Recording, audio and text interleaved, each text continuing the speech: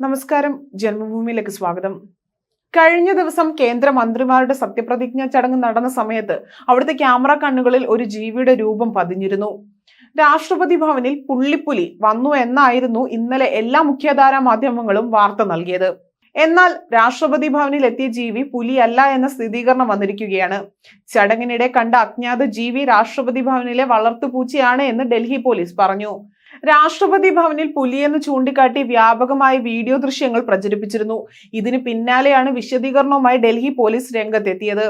സത്യപ്രതിജ്ഞയ്ക്കിടെ വേദിക്ക് പിന്നിലൂടെ അജ്ഞാത ജീവി നടന്നു പോകുന്ന വീഡിയോ ആണ് പ്രചരിക്കുന്നത്. ഇത് പൂച്ചയാണെന്ന് ഇപ്പോൾ സ്ഥിരീകരിച്ചിരിക്കുകയാണ്. രാഷ്ട്രപതി ദ്രൗപദി മുർമു സത്യവാചകം ചൊല്ലിക്കൊടുക്കുമ്പോഴാണ് പിന്നിലൂടെ പൂച്ച കടന്നുപോയത്. പരിപാടിയുടെ വീഡിയോ കണ്ട ആരോ ആണ് ഇക്കാര്യം സമൂഹ മാധ്യമങ്ങളിൽ പങ്കുവച്ചത്.